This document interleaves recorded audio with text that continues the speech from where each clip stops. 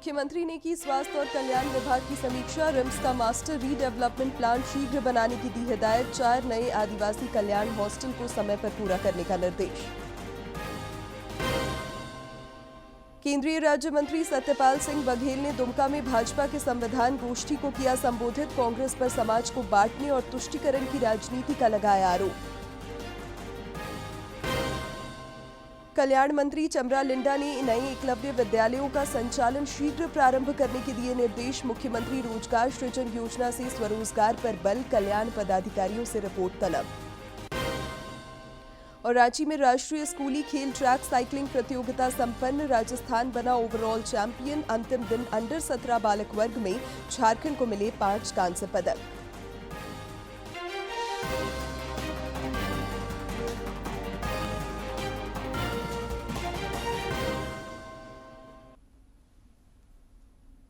नमस्कार, खबरें झारखंड में आपका स्वागत है। मैं हूं शिवानी कुमारी और अब समाचार विस्तार से। मुख्यमंत्री हेमंत सोरेन ने स्वास्थ्य, कल्याण और वन पर्यावरण विभाग के अधिकारियों के साथ कल उच्च स्तरीय बैठक कर कई निर्देश और सुझाव दिए। इस दौरान मुख्यमंत्री ने अधिकारियों से रिम्स के पुनर्विकास एवं विस्तार से संबंधित प्रस्तावित कार्य योजना की विस्तृत जानकारी ली। उन्होंने अधिकारियों को निर्देश दिया कि रिम्स का एक बेहतर मास्टर रीडेवलपमेंट प्लान शीघ्र तैयार करें। श्री सोरेन ने अधिकारियों से प्रस्तावित 4 आदिवासी कल्याण हॉस्टल के टेंडर की प्रक्रिया की जानकारी भी ली। अधिकारियों ने मुख्यमंत्री को अवगत कराया कि रांची और डाल्टनगंज में 2-2 आदिवासी कल्याण हॉस्टल का निर्माण किया जाना प्रस्तावित है। इन चारों हॉस्टल की टेंडर प्रक्रिया पूरी कर ली गई है। सीएम ने हॉस्टल के निर्माण कार्य को निर्धारित समय सीमा के अंतर्गत पूर्ण करने के निर्देश दिए।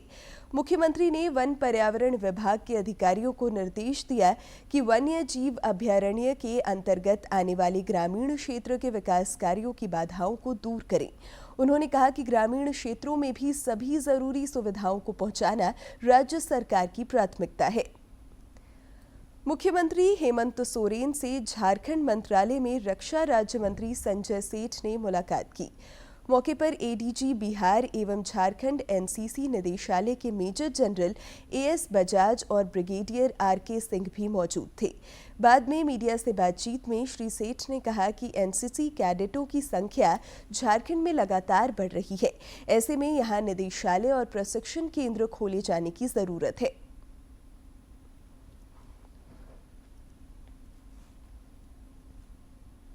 बच्चे एनसीसी में और आगे बढ़ें, क्योंकि एनसीसी से एक डिसिप्लिन, एक नेशनलिटी, फौज में जाने का रास्ता होता है।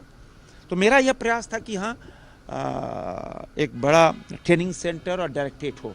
माननीय मुख्यमंत्री जी तैयार हो गए हैं इसके लिए, क्योंकि अभी तो हम लोग ज्वाइंट हैं, बिहार और झारखंड ज्वाइंट है। अब हम झारखंड को अलग करके यहाँ बड़ा ट्रेनिंग सेंटर खुलवाने का प्रयास कर रहे हैं। माननीय मुख्यमंत्री जी बिल्कुल तैयार हैं। दुमका में भारतीय जनता पार्टी द्वारा संविधान गौरव अभियान के तहत संविधान गोष्ठी का आयोजन किया गया, जिसे केंद्रीय राज्य मंत्री सत्यपाल सिंह बघेल ने संबोधित किया। केंद्रीय राज्य मंत्री सत्यपाल सिंह बघेल ने दुमका में संविधान गौरव अभियान के तहत संविधान गोष्ठी को संबोधित करते हुए कहा कि संविधान केवल एक दस्तावेज नहीं, बल्कि यह हमारे लोकतंत्र की आत्मा और राष्ट्र के विकास का मूल आधार है। उन्होंने बाबा साहब भीमराव अंबेडकर के योगदान को नमन करते हुए कहा कि प्रधानमंत्री नरेंद्र मोदी के नेतृत्व में भाजपा सरकार संविधान की मूल भावना को सशक्त करने और हर नागरिक को समान अवसर देने के लिए प्रतिबद्ध है। सेक्स सॉर्टेड सीमन हम झारखंड को दे रहे हैं कि यदि कोई किसान अपनी गाय के हिट आने पर कृत्रिम गर्भाधान के द्वारा वर्गीकृत फीड का इस्तेमाल करेगा। उन्होंने कांग्रेस पर निशाना साधते हुए आरोप लगाया कि कुछ दल संविधान का नाम लेकर समाज को बांटने और तुष्टीकरण की राजनीति करने में जुटे हैं, लेकिन भाजपा संविधान की रक्षा करने को संकल्पित है। मोदी जी जब प्रधानमंत्री बने तो पार्लियामेंट को लेट के प्रणाम किया और संविधान की पुस्तक को सिर पे रखा और माथा टेका। एक तरफ राहुल गांधी अपनी नीली जीन्स में की दाहिनी जेब में गुलशन प्रेम वाजपेयी रानू या इब्ने सफी बीए या जेम्स हेडली चेज या आर्थर कॉनन डायल के उपन्यास की तरह जेब में रखा है। दुमका में मीडिया से बातचीत करते हुए केंद्रीय राज्य मंत्री ने कहा कि केंद्र सरकार विकास और जन कल्याण को लेकर तमाम बेहतर काम कर रही है। उन्होंने कहा कि 1 डिस्ट्रिक्ट 1 मेडिकल कॉलेज की नीति पर भी काम चल रहा है।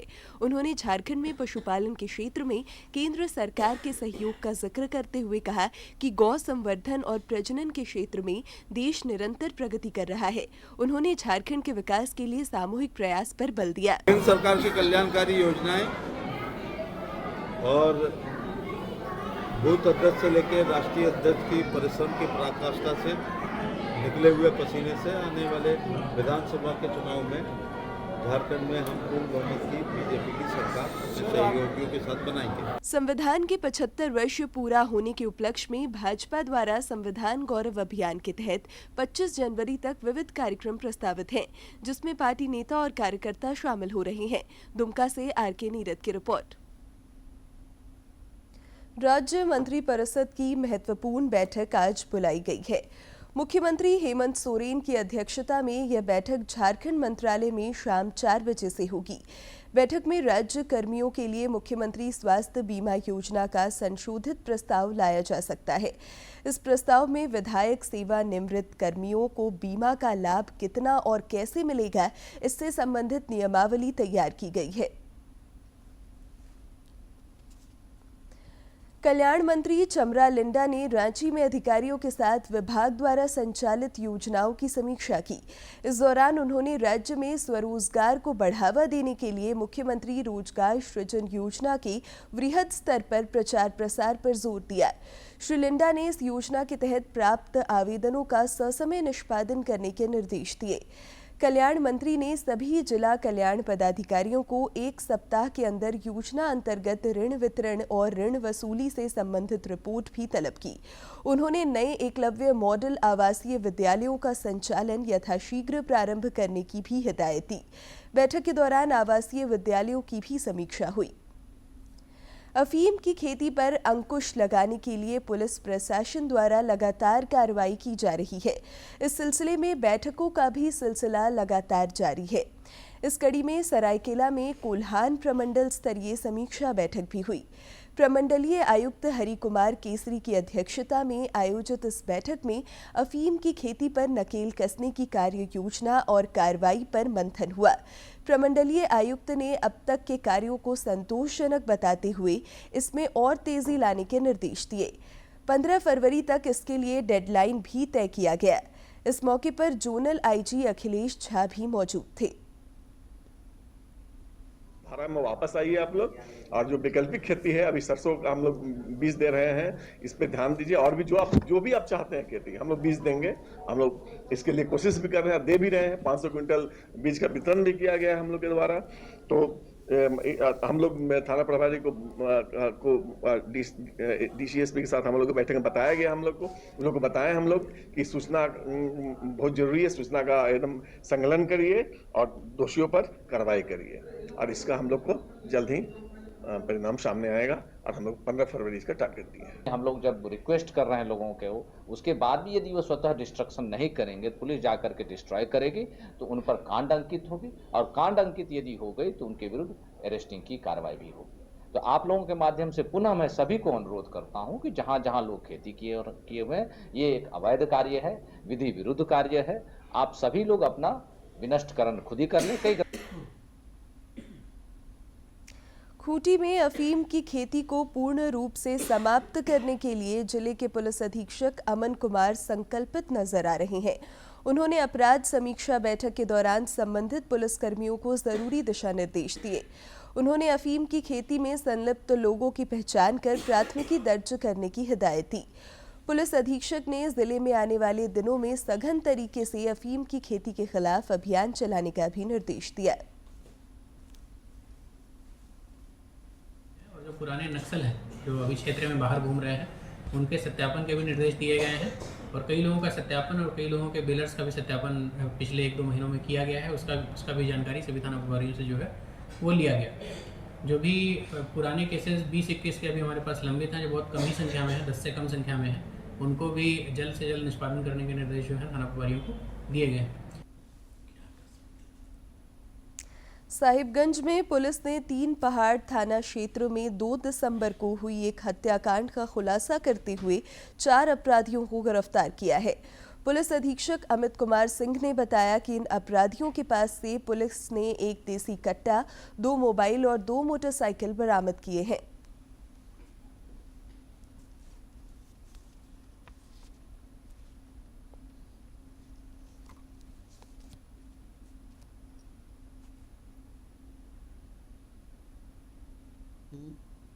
सफलतापूर्वक बहुत ही गहराई से मेहनत करके उस पूरे कांड का उद्भेदन कर लिया है। इस कांड में शामिल 4 एक्टिव मेंबर्स को गिरफ्तार कर लिया गया है तथा घटना में प्रयुक्त बाइक तथा हत्या में प्रयुक्त हथियार को भी बरामद कर लिया गया है। इस तरह से ये साहिबगंज पुलिस के लिए एक बड़ी उपलब्धि है। मैं इसके साथ बताना चाहूँगा कि रांगा थाना में भी एक लूट की घटना हुई थी जिसमें 1,44,000 रुपये की लूट हुई थी। वो 30/10/2024 को हुई थी। इसी गैंग द्वारा उस घटना में भी अपनी संलिप्तता स्वीकार की है। इसका मतलब है कि दोनों कांडों का उद्भेदन हो चुका है। डिजिटल ठगी का मामला लगातार गहराता जा रहा है। बोकारो में स्टील प्लांट के चिकित्सा प्रमुख से करीब 21 लाख रुपए की ठगी का मामला सामने आया है। पुलिस ने इस सिलसिले में जांच तेज कर दी है।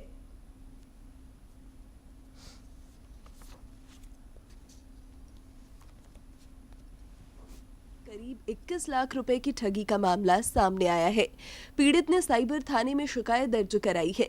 बोकारो स्टील ऑफिसर एसोसिएशन के महासचिव अजय कुमार पांडे ने बताया कि पिछले कुछ महीनों से अधिकारियों को इस तरह के कॉल लगातार आ रहे हैं।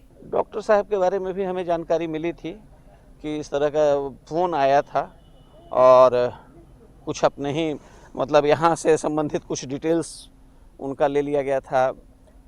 कहाँ से लीक हुआ नहीं हुआ पता नहीं है। उनके बैंक डिटेल्स वगैरह भी, डॉक्यूमेंट्स वगैरह भी कुछ वो वीडियो कॉल में ही शायद दिखलाया है, जैसा कि हमें जानकारी मिली। इस मामले पर पुलिस भी सक्रिय हो गई है। जिले के पुलिस अधीक्षक मनोज स्वर्गीयरी ने बताया कि मामले की जांच शुरू हो गई है और ठगों के खाते को चिन्हित कर लिया गया है। इसमें हम लोग जो इंस्पेक्टर्स और डीएसपी है उस लेवल पे हम लोग अनुसंधान कर रहे हैं। उसको जहाँ पे पैसा ट्रांसफर हुआ है उस अकाउंट का डिटेल्स भी हम लोग निकाल लिए हैं और बाकी जिन्होंने ये काम किया है उनके ऊपर भी हम लोग निगरानी में रखा हुआ है और उसमें हम लोग जल्द से जल्द उसको लॉजिकल कंक्लूजन में पहुंचाएंगे। ठगी के इस मामले ने एक बार फिर साइबर सुरक्षा पर सवाल खड़े किए हैं। बोकारो से मनोज कुमार की रिपोर्ट। रांची के उपायुक्त मंजुनाथ भजंत्री के निर्देश पर जिले के सभी अंचलों में 10 डिसमिल तक के लंबित म्यूटेशन के आवेदनों की सूची तैयार कर ली गई है। उपायुक्त ने पिछले दिनों सभी अंचलाधिकारियों को इससे संबंधित सूची तैयार करने का निर्देश दिया था। जिले के सभी अंचल अधिकारियों के साथ बैठक कर उपायुक्त ने कैंप के माध्यम से लंबित म्यूटेशन के मामलों के निष्पादन का निर्देश दिया है। उपायुक्त ने सभी अंचल अधिकारियों को कट ऑफ डेट में वेरिफिकेशन सुनिश्चित करने को भी कहा है। निर्धारित कट ऑफ डेट में आवेदन के वेरिफिकेशन के बाद आने वाले रविवार को कैंप लगाकर म्यूटेशन के मामलों का निष्पादन किया जाएगा। उपायुक्त ने कहा कि हर अंचल में 10 डिसमिल तक के लंबित मामलों के जल्द निष्पादन के लिए जिला स्तरीय वरीय पदाधिकारियों की प्रतिनियुक्ति की जाएगी। जलवायु परिवर्तन की चुनौतियों से निपटने के तौर तरीकों पर मंथन के लिए आज रांची में राज्य स्तरीय कार्यशाला का आयोजन हुआ। वन विभाग के सचिव अबू बकर सिद्दीकी ने कार्यशाला का उद्घाटन कर इस दिशा में सामूहिक प्रयास पर जोर दिया। इस दौरान पर्यावरणविदों और विशेषज्ञों ने जलवायु परिवर्तन के कारण देश दुनिया में उत्पन्न हो रही समस्याओं की ओर ध्यान आकृष्ट कराया। समाचारों का सिलसिला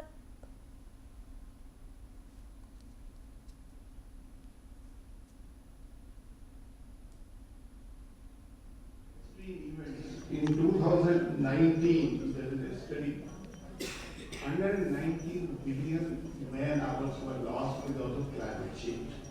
See the magnitude, and by 2050, 6.7% of the GDP will be impacted by this. Temperature differences, erratic rainfall, and also the kind of impact that is having on our livelihood of our people. So private issue is not simply a kind of academic debate for the state. This is really a big challenge which we have to counter and we have to find solutions.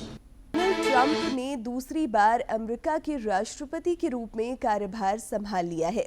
Washington DC के capital rotunda में America के मुख्य न्यायाधीश John Roberts ने उन्हें कल रात पद और गोपनीयता की शपथ दिलाई।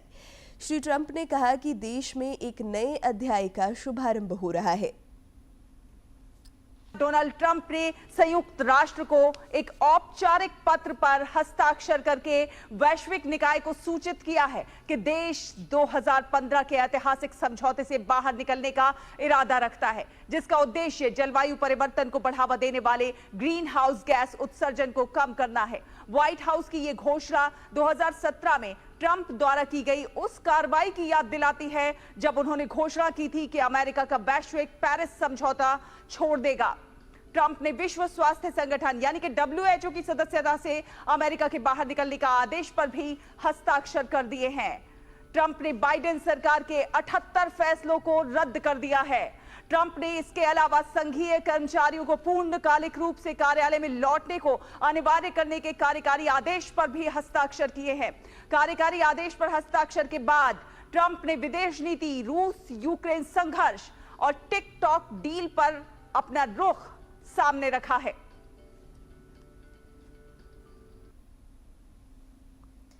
प्रयागराज महाकुंभ में देश दुनिया से श्रद्धालु पहुंच रहे हैं।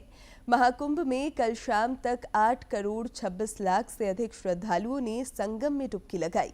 इस बार 26 फरवरी तक महाकुंभ चलेगा, जिसमें 45 करोड़ से अधिक श्रद्धालुओं के शामिल होने की संभावना है। भीड़ उमड़ रही है। आंकड़ों के अनुसार कल शाम 6 बजे तक 8 करोड़ 26 लाख से ज्यादा श्रद्धालुओं ने संगम में आस्था की डुबकी लगाई। विश्व के सबसे बड़े धार्मिक समागम महाकुंभ में भाग लेने के लिए त्रिवेणी संगम पर श्रद्धालुओं का आना लगातार जारी है। महाकुंभ के पहले 4 दिनों में 7 करोड़ लोगों ने आस्था की पवित्र डुबकी लगाई थी। सनातन आस्था का सबसे बड़ा धार्मिक आयोजन 26 फरवरी तक चलेगा।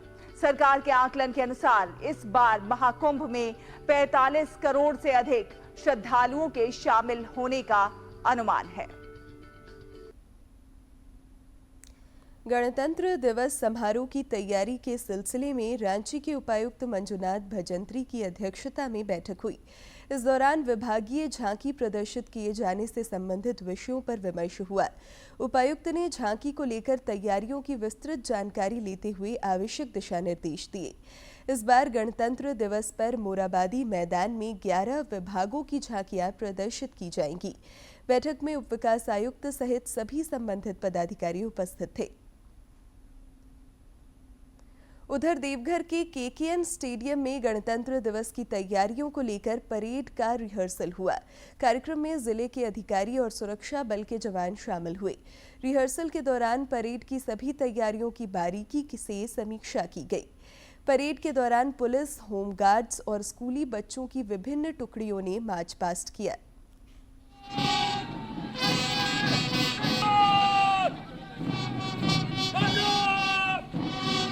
26 जनवरी के परेड का रिहर्सल करवा रहे हैं।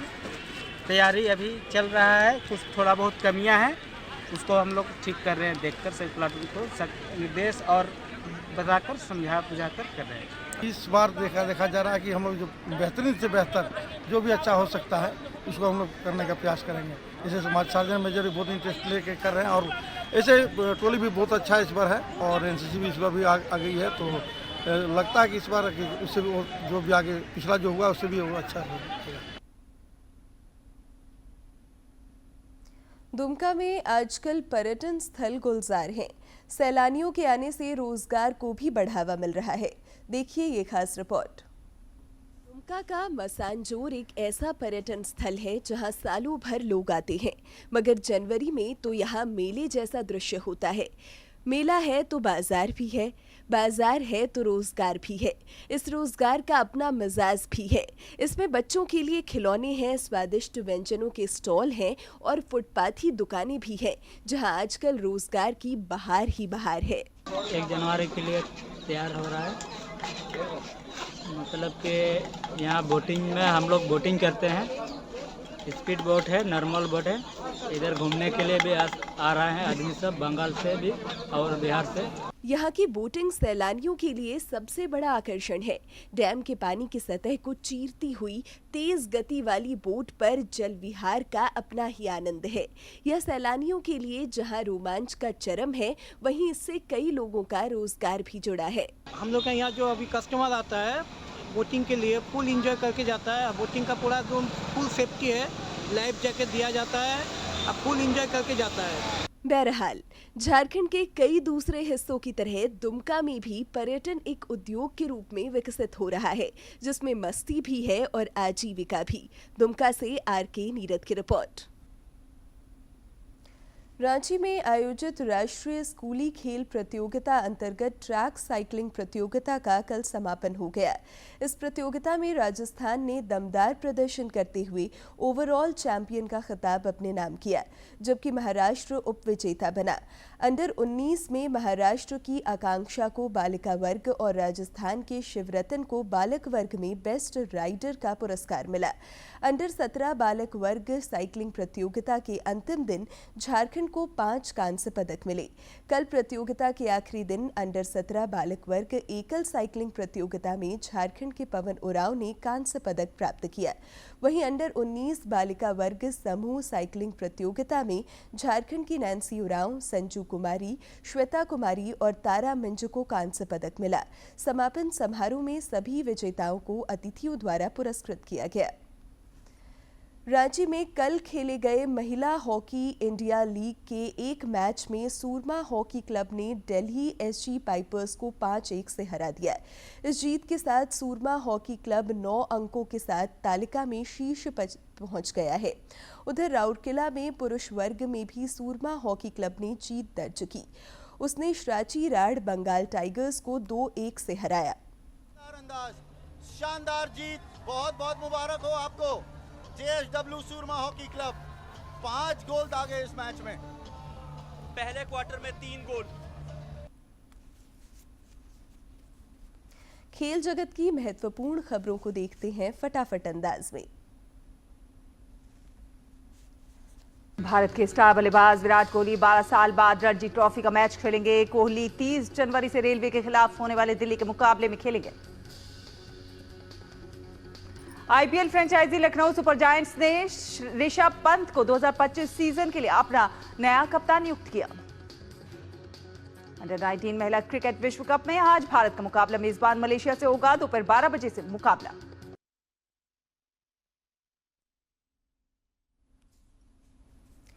आपका पसंदीदा डीडी झारखंड नए तेवर और नए कलेवर के साथ नए साल में आपके बीच है, ताकि पल पल की खबरें आप तक पहुंचे। का अपना पसंदीदा डीडी झारखंड, गांव से लेकर कस्बों और शहरों तक की है धड़कन। सटीक, विश्वसनीय और तेज खबरों का भी है आईना। राजनीति के मंच से सत्ता के गलियारों तक, खेत से खलिहान और मनोरंजन से इंफोटेनमेंट तक, खेल के मैदान से रंगमंच की खबरों तक, सब कुछ देखिए हमारे प्रादेशिक समाचार में हर रोज दोपहर 12:30, शाम 6:30 और 7:30 बजे, सिर्फ और सिर्फ डीडी झारखंड पर। और अब बात मौसम की। राज्य में ठंड का सितम अभी भी कायम है। पिछले 24 घंटे के दौरान गुमला में न्यूनतम तापमान 7.1 डिग्री सेल्सियस रिकॉर्ड किया गया, जो राज्य में सबसे कम रहा। अधिकांश जिलों में न्यूनतम तापमान अभी भी 10 डिग्री सेल्सियस नीचे चल रहा है। रांची स्थित मौसम विज्ञान केंद्र के वैज्ञानिक अभिषेक आनंद ने बताया कि न्यूनतम तापमान में अगले 3 से 4 दिनों के दौरान धीरे धीरे 3 से 4 डिग्री सेल्सियस तक की वृद्धि हो सकती है। राज्य के कुछ इलाकों में सुबह के समय कुहासे की भी हालत रह सकते हैं। रांची के नजदीक नगड़ी में कुछ युवा प्रगतिशील किसानों ने बंजर भूमि में सोना उपजाने की कहावत को चरितार्थ कर उन्नत खेती की नजीर पेश की है। मोरम और बेजान जमीन पर उन्नत कृषि के सहारे ये युवा किसान सफलता की नई कहानी लिख रहे हैं, जो आर्थिक सशक्तिकरण तथा आत्मनिर्भरता का बेहतरीन उदाहरण है। इसका सुखद पहलू यह भी है कि इससे कई लोगों को स्थानीय स्तर पर रोजगार भी मिल रहा है। देखिए ये खास रिपोर्ट। उन्नत कृषि तकनीकों का उपयोग कर बंजर और बेजान भूमि पर साल में एक नहीं बल्कि 3 प्रकार से खेती कर रहे हैं। इसमें हम लोग ना जैसे अमरूद लगा दिए, तुरंत से मटर लगा दिए हैं। मटर के साथ में पपीता भी हम लोग इसमें बगल में डाले हुए हैं। एक साथ 3 प्रकार से इसमें हम खेती एक ही जमीन पे हम लोग कर रहे हैं, जिससे कि लाभ भी अच्छा हो जाता है। इसके बाद अभी तुरंत में ये मटर जैसे क्लोज हो जाने के बाद में तरबूज डालेंगे। तरबूज की भी उन्नत वैरायटी होगा जो हम लोग को अच्छा उसमें लाभ मिलता है। ये युवा प्रगतिशील किसान अमरूद, मटर और पपीता की खेती कर आर्थिक रूप से सशक्त तथा आत्मनिर्भर हो रहे हैं। युवा किसानों की टीम में शामिल सभी मेंबर पूरी लगन से काम करते हैं, जिसका उन्हें फल मिल रहा है। मोरम की जमीन पर मटर उगाकर उन्होंने अपनी जीवटता का परिचय कराया है, जिससे बंजर भूमि में हरियाली आ गई है। छोटा सा बागान में हम लोग खेती किए हैं मटर का। एक मोरम का जगह में हम लोग का मटर इतना सुंदर हुआ कि देखने वालों को भी अच्छा लगता है। सुंदर हुआ है मटर, रेट भी अच्छा इस बार मिला है। युवा प्रगतिशील किसान विनोद केसरी ने बताया कि मोरम की जमीन पर उन्नत किस्म के अमरूद के 4000 पौधे भी लगाए गए हैं, जिसकी बाजार में खूब मांग है। कि ये जो हम लोग लगाए हैं यहाँ पर, ये मोरम की ज़मीन पे 4000 पेड़ अमरूद का भी लगाए हुए हैं, जिसका वैरायटी है ताइवान, जो कि एक एक फल 500 ग्राम से 700 ग्राम तक का आएगा और मार्केट में इसका वैल्यू 60 रुपये से 80 रुपये किलो तक बिकता है, हाथों हाथ बिक जाता है। क्षेत्र में खेती किसानी के परवान चढ़ने से कई लोगों को अब स्थानीय स्तर पर यहाँ रोजगार भी मिल रहा है, जिससे इलाके में पलायन पर विराम लगता दिख रहा है। हम लोग को यहाँ रोजगार मिला है, यहाँ खेती लगा के फायदा होता है और पूरा परिवार को पहले बाहर जाते थे, अब बाहर जाने की जरूरत नहीं हम लोग को पड़ता है। बस यही जगह हम लोग का बहुत परिवार को रोजगार है। अब अंत में मुख्य समाचार एक बार फिर। मुख्यमंत्री ने की स्वास्थ्य और कल्याण विभाग की समीक्षा। रिम्स का मास्टर रीडेवलपमेंट प्लान शीघ्र बनाने की दी हिदायत। 4 नए आदिवासी कल्याण हॉस्टल को समय पर पूरा करने का निर्देश। केंद्रीय राज्य मंत्री सत्यपाल सिंह बघेल ने दुमका में भाजपा के संविधान गोष्ठी को किया संबोधित। कांग्रेस पर समाज को बांटने और तुष्टीकरण की राजनीति का लगाया आरोप। कल्याण मंत्री चमरा लिंडा ने नए एकलव्य विद्यालयों का संचालन शीघ्र प्रारंभ करने के दिए निर्देश। मुख्यमंत्री रोजगार सृजन योजना से स्वरोजगार पर बल, कल्याण पदाधिकारियों से रिपोर्ट तलब। और रांची में राष्ट्रीय स्कूली खेल ट्रैक साइकिलिंग प्रतियोगिता संपन्न। राजस्थान बना ओवरऑल चैंपियन। अंतिम दिन अंडर 17 बालक वर्ग में झारखंड को मिले 5 कांस्य पदक।